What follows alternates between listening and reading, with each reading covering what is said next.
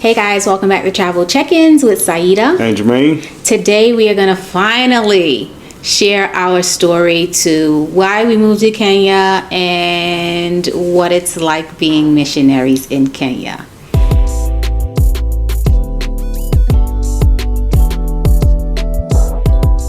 Okay, so the first question we're going to tackle is what were our jobs and what was the turning point that led us to quit our jobs? So you want to start, Germaine? Yeah, I can. Okay. I mean, I was in logistics. Basically, I'd make sure packages get from here to there. Okay. So that was basically it. Just simple. Did that for like 20 years. Mm-hmm. And what was the turning point that led you to quit your job? Knowing I wanted to come. First of all, knowing I wanted to travel, right? Being a slow travel, that got me thinking, okay, maybe I don't have to be sedentary. Maybe I can do this without just doing it. Like, we were traveling a lot, right? I think every about 2 months or so we were going to, like a week. Somewhere, yeah. We started doing that. But then after prayer and stuff, I heard the Lord say, no, you can go ahead and move. And then you start putting Kenya in my mind. Because we had already been here. You had already wanted to come here. But then we start watching the videos about people who are here already, the food, and because we didn't spend a lot of time in Nairobi, right? When we were coming, we were always out. But as I saw the city and what it had to offer, I was like, okay, yeah, we can make this happen. So for my job, I always worked in social media. In around 2008, I started my first blog online, which was called A Proverbs Wife. So it was really called Proverbs Wife, and it was like on one of those free platforms. I think it was Blogspot at the time. And then as the site grew, I knew I needed to go ahead and buy my platform name, my brand name. And it grew out of a desire to, so Germaine back in those days was like he wants me to be at home full time. But I was just praying to the Lord. I was like, Lord, I still feel like I want to like do something in addition to being a wife full time, being a mom full time. And so I started writing this blog because it was allowing me to share my journey of learning how to be a Christian wife, just kind of putting away just kind of like the worldly attributes of being a wife and learning how to be a Christian wife. And so from that, I progressed into more social media, started another blog, started all the social media platforms like Instagram and Facebook. And it later transitioned to me working with brands. And so that was my full-time job. I started working with brands and stuff, and I taught courses and created ebooks and those. And I did that from 2008 until about right before the pandemic. So I quit right the year after the pandemic. Like, I kind of knew. I knew before that I was going to be transitioning out of social media in that realm. It was a few different reasons. Yeah, a lot of factors. It was a lot of factors, but I was like, okay, Laura, you're calling us to Kenya. What's going to be our income source? You know, I think everybody at this point knows, right, that our faith is one of the main things that called us to Kenya, right? But in that, I want to know, what were your like doubts and your fears you had about coming here? Mine? Yeah. What were my doubts? And fears. And fears? Yep. Okay, so just from my recollection, I didn't have any. Just from my recollection, I didn't have any. Like, when we came in 2017, and I said, Germaine, we should move to Kenya. We was driving from Nairobi, and we was driving out to where we was going to be doing the work that we was doing here. And I was just like, man, we should move to Kenya. And I knew then, but from 2017 until 2024, it's a long time. But as far as doubts and fears, remember you was like, well, what about internet? How are you going to do social media? And I said that? Yes. Wait a minute, how long ago was this? This was when we first talked about it in 2017. Oh, yeah, well, that's different. Okay. And my thing was like, the Lord will provide. He says, and I shall supply all of your need according to my riches and glory. And I said, so I don't have to worry about social media. I don't have to worry about where we're going to live. But Germaine says that's the kind of person I am, and I have that luxury to just be so optimistic. And, he says, for his perspective, you have to be what? Well, I got to be more practical, I guess is the word. Right. So I'm here to security, right? So I got to make sure everything is set up right, because me coming here, but if I'm by myself, it's no big thing, right? I probably wouldn't even be in this apartment here if I was by myself. But since I got you, and then I got 2 sons, it's gonna be like, hey, where you dragging our mama off halfway across the earth? You better make sure everything's right to a certain extent, because if something gonna happen to you, I'm gonna get the blame. So I got to make sure everything is kosher. And that's understandable. And I think that's how we complement each other. Because even as a wife, I had to wait. I had to wait patiently, and I had to pray, because like if Germaine says no, it's no, we're not going. And that's okay. Like that's the dynamic of our relationship, and I'm okay with it. Just no? Well, I'm going to keep asking. So yeah, it's no until it's yes.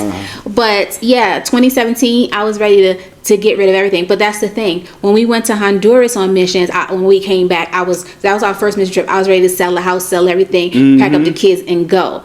So it's just like I always felt like I always feel like I want my business or my purpose or what I'm to be doing to be encapsulated with the Lord. And that's one of the reasons why I'm glad I never had to really work a 9 to 5, because there's always something that's just gonna not allow you to really live out your faith sometimes in the regular workplace, right? Mm-hmm. So, what fears and doubts did you have? I just said that was just this security issue, because like I knew it wasn't like the West tried to make it out to be, right? Like it's terrorists on every corner and stuff like that. I knew that wasn't, but I still didn't know the landscape and the layout. So I just kind of need to know that. But see, this is a good thing about YouTube and social media now. It kind of lets you see, if you want to see, kind of the real what goes on in a city, country, or wherever, right? So the people on the ground kind of give you the real thing. The news, it'll have you scared to go anywhere. But the people in the videos, you see them walking around town, I was like, okay, man, I see black people in Asia just walking around. I'm like, I'm gonna be scared to go to Africa.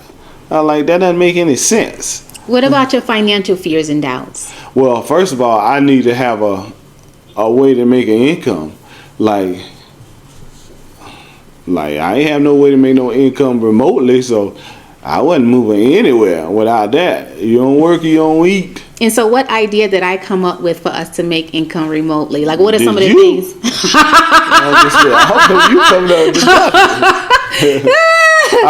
nothing. Wait a minute now. Yeah. Okay, so go ahead. What do you remember? I remember my eyes got open when Jaden, he's my nephew, but he's really your nephew by blood, when he was talking about like being in the market. And I saw his life, because he's 20 years younger than us, right? And I see him kind of moving around, not having like a 9 to 5 job. I was like, okay. And he came that Christmas, start talking, and I was like, oh, okay. Now we might can make something move now. So that's really where it kind of opened up for me. Like you put the idea in, of course, but I'm talking about where I came alive to it. I say, oh, this is possible. Like that's when for me. Well, I thank you, nephew. So, because I've been talking to Unc about it for a long time. Okay, what about the real estate portion? As far as like our portfolio, as far as our revenue streams, what about the real estate portion? That's an add-on, right? To me, it wasn't an add-on, but it became part of the equation. But without the first, about 8 years ago. Yeah, but that ain't like you talking to me. I wasn't alive to it. I know. So yeah, you might have been talking to me, but that was just talking. Okay, so. And that's the thing I think we were talking about in the previous video. Having the knowledge, but not either ready to put action to it, or because all of the channels were always there. It's just when, like you said, when you become alive to it, right? Yeah, I wasn't just going to leave on the strength of that, just to be honest with you. Right? I realized you could put a house up and get rent from it and all that, but I needed a little bit more of a... You needed more information, I needed more proof, more evidence. And more income from somewhere else. That's just the bottom line of it. Okay, so if you guys are enjoying this video, make sure you like and make sure you subscribe to our channel. This is going to actually actually be a 4-part series. This is part 1 of the series. And if you like this gentleman, you like his personality and all of that good stuff, Who doesn't? go ahead and make sure you like this video. So how did our family and friends react? I'll let you discuss your family, and then I'll discuss my family maybe. Listen, my family, we don't show emotion. My family, oh, okay. That was probably that's it. I don't know. Like, when I say my family, right, I'm mostly talking about my dad and my brother, right? I got aunts and cousins and all that. The cousins don't really care what you do. Yeah. Aunts and uncles don't care what you do. But my dad was like, oh, okay. Shook his head. I don't think he said nothing else. You said, Daddy, we moving to Kenya. And he was like, oh, Yeah. okay. And we went on to talk about the other stuff, whatever we was talking about. And I don't think my brother even said that. Yeah. Yeah, so it's more like, what about yours? So I think it was prior to Christmas. I think it was Thanksgiving. Mm-hmm. And I don't know if we had just finished eating or we was about to eat. And I was like, hey guys, we have an announcement. And I was like, Germaine and I are going to be moving to Kenya. Now, mind you, my family had known we had come on mission trips to Kenya already. I think we might have even been talking about, we would probably move to Kenya. But when we made the announcement, it was just quiet.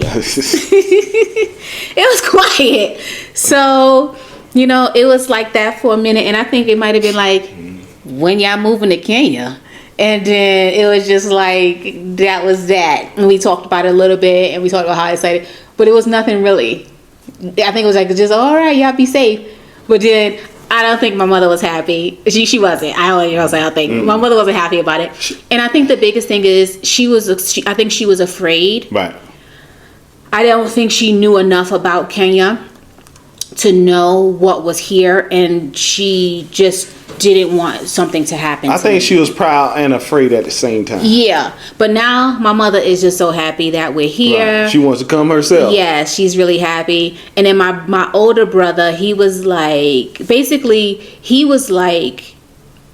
me all the facts about Kenya that he knew, because my brother he'll learn about things, right? Yeah, he always kind of moved around. Yes, he was talking about the statistics in regard to like terrorism, kidnapping, he did? Riots. Yeah, he was basically making sure I knew what was what. He said basically he's like, don't go over there being dumb now. He wanted to make sure. He's like, you and Germaine know what you're doing. So that was his reaction. And then my younger brother, he was just like excited. He was asking me all kinds of stuff. Yeah. And then he started watching a lot of videos about Kenya, and he would come back and talk to me about it. So it was like a varied reaction from everybody. What about the kids though? Yeah, what about them? Well, the oldest, Junior was like, man, sell that house. Don't even rent it out. We ain't coming back there. Sell it, move it. So this is the thing. We was like, okay, I'm like, okay, we're going to come home and do Christmas. We're going to come home and do Thanksgiving. We'll leave the house and, we'll come home. He said, man, sell that house. Ain't nobody come home for no Christmas, no Thanksgiving to that house. I said, now, he's the oldest boy, but the oldest is girl. She was yeah. What are you talking about? She was like, leaving. What you mean you leaving? So what you going to do with these grandkids? Because those are her kids. Yeah, that kind of thing. That was the biggest thing. And I think she was actually a little emotional about it initially. But I think she started to understand. And I think she started to see, okay, we'll still have a relationship with them. We'll still have a relationship with the kids. It'll just be a little different. But the thing is, me and my daughter, we talk on the phone a lot. And I said, we'll just talk on the phone a lot when I'm in Kenya. Yeah, and we got another one. She's the third, right? Mm-hmm. Now, yeah, she was like, well, we was going through like a transition with her. She ain't had time to be worried about our business. No, not really. I seen her kind of like, what are you talking about? But she had her own stuff she got to deal with. Yeah, so she was trying to get established. Yeah, as what an you adult, got to do. Yeah, college, her first, apartment on her own and stuff. Yeah. She ain't had time to be worried about us. She was trying to get her own situation together. And that was like our last week, getting her moved into school and into her new apartment, and also getting our youngest moved back into the campus. Yeah. So yeah, she was really more concerned with her own situation. You're right. We were busy our last week. Yes, we were selling all the stuff from the house. What did you get from the youngest? And then the youngest, he was like, okay. Yeah, he you know what he wanted to know? Well, so where I'm gonna live during Christmas. Yeah, you want to know what's gonna happen to him. Right. Like, hey, what's going on here? As far as he us want to going, know what's going on here. as long as he in that dorm, we don't care. Yeah, so that was pretty much. Oh, friends. Okay, some friends were a little like sad to see us go. I don't recall no sad friends. Xavier, Sheila, Stephanie. Yeah. Like not sad, like boohoo crying, but just knowing they weren't gonna see us every Sunday, knowing we weren't gonna go like be at the house with Xavier and Sheila. I think they were. I ain't know you gonna call their name out here. I mean, they don't care, but I'm just saying. Yeah, when they hear their names in the video, they gonna be like, "Oh yeah, we got a shout out." Yeah, but for the most part, I think people are like, hey, we grown, you grown, do what you gotta do. Yeah, but so, and then like other people were just like happy for us. Right. Like other friends were just genuinely happy for us. And yeah, some inquisitive, some like, yeah. Yeah. See you on the flip side. Right, see y'all whenever we see you. Yeah. So it was just, just a variety. Mm-hmm. So Germaine, why did we choose Kenya? Did we throw a dart at the map? No. We ain't, like we said, our faith had mostly to do with it because we thought about, because a lot of people are going to Asia, right, and going around and going to these cheaper places because it is cheaper, to be honest with you. But no, I think this is where we're supposed to be. So why Kenya and why not the U.S.? Oh, not the U.S.? So yes, why serve in Kenya and not the U.S.? Well, when we first got to Kenya, I'm gonna be honest with you, I was taking a chance. I wasn't completely sold I was gonna be here. I was prepared to get out of here in a month or two, just to be honest with you. But to be honest with you, after about 2-3 weeks, I already knew. I said, okay, I'm gonna be here. Yeah. I like Kenya's morals and values. That's what it boils down to. It kind of reminds me of what the U.S. was, like more when we were coming up, like in the 80s. Yeah. Besides the crack epidemic, that is. But the morals and values, it's a more common sense approach to a lot of things. Now, there's some things Kenya can learn from the U.S., but just the day-to-day living with the people, and we can be upfront and frank and not be everybody be scared to express themselves or to say something. That's really the main thing. And the other reason is this, right? I feel like our financial support goes farther here. I feel like it makes a greater impact here. So like in the U.S., we've served in church, like we've done a variety of things within a church. Right. And I think when, you're just getting saved, maybe those first 5-7 years, being an usher or being a greeter or working in the children's ministry, I think those things can be fulfilling. But over time, as our relationship with the Lord has deepened and grown, I realize when God says go into the world, go into all the earth, right? I realize that that's more than just inside my church in the U.S. And for us, yes, I said that's why I said I realized Yes. for us. So we were already giving to missions within our church. We had already gone on mission trip, and what I realized is like we only have a limited amount of financial resources, and we spend a lot of money to actually come over here on a missions trip. Right. And I'm just thinking to myself, like, okay. I think we did 2 mission trips or 3 mission trips. We just basically feel like we were called over here. Yeah, and I just felt like, okay, instead of getting that money together to come for 14 days, why not just move over there, and then we can partner with the people here who are loving the Lord and spreading the gospel in their communities. Whatever they need us to help them with, that's what we're here to do. I'm glad you mentioned our church, because our church is one reason you will never hear us say we hate America and all that. I'm never going to say that, because I don't. And because we came from a multicultural church. I think it says it was like 100 nations represented. Some nations might only have 1 to 2 people. but yes, it still was a multicultural church. Yeah, so I got to kind of interact with people of countries I've never visited, never even thought about visiting. So that's why I'm never going to say I hate America. I'm never going to say I hate a group of people. So I'm never going to do that. Just knowing our background, just so you'll know who we are. We feel like this is where God has called us to. We have served in different capacities in the U.S., but we believe God was calling us to Kenya and just to wherever He wants us to go. We're open to wherever He wants us to go, whenever. And we understand that part of our mission is not just partnering with local pastors here, but it's also even with this channel, like just sharing our life, because coming on YouTube and sharing life or sharing your life, sharing your experiences, you know, you open yourself up to criticism, you open yourself up to people's opinions and stuff like that. Yeah. But when it comes to our channel, we are going to talk about what we love. And number one, that's the Lord. Yeah. That's each other. That's our family. And that's our friends, the people who the Lord have put us together as a family, because they're not just even our family. They're our friends. Like when we came to Kenya, everybody we've known since 2017, they just brought us in as though we were family. And so until the Lord tells us to go somewhere else, I mean, this is where it is for us. I just want to say I'm a practical person, right? So I realized me not coming to Kenya a while ago is me not being able to understand exactly what Kenya was. So when you see this channel, right, a lot of it's going to be me and Saidah saying practical things that could kind of help you get here, and practical things is going to help you once you get here. Because I need to know some information about Kenya, stuff on the ground. I need to know how safe it was, how was the food, how are the people, right? So a lot of that is incorporated on what we talk about here. If you're like me and just need some practical information.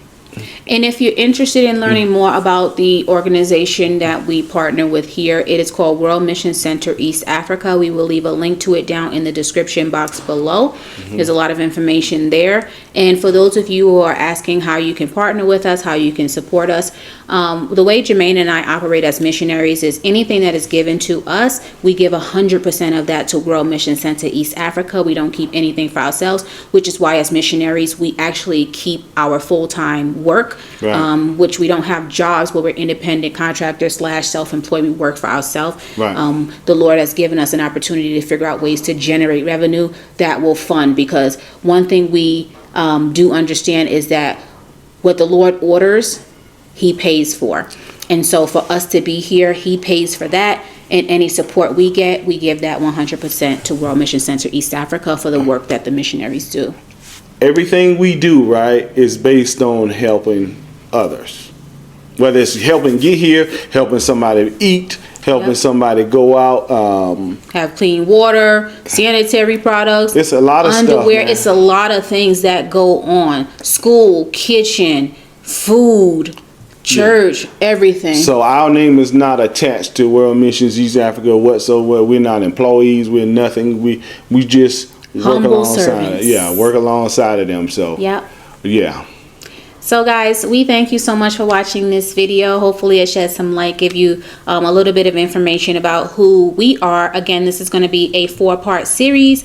In this particular part, we talked about we quit our jobs in America to move to Kenya. Here's why. Today we shared the reason why, and we hope you'll tune in for the next video. I believe we're going to do this series every Friday, so make sure you tune in. Oh, Wednesday. We still got to work that out. No, it'll be Friday or Monday. I thought we still got to work it out. Are you the boss? I don't know which one it is. Well, we still got to work it out. I was trying to let you guys know when to tune back in, but Germaine said we got to work it out, so we'll work it out. But subscribe to our channel and turn on notifications so you know when the boss worked it out. You the Bazoo. No, but thank you so much for watching today, guys. Make sure you like, make sure you subscribe, and we'll catch you guys in the next video, right? Yep. All right. Bye, y'all.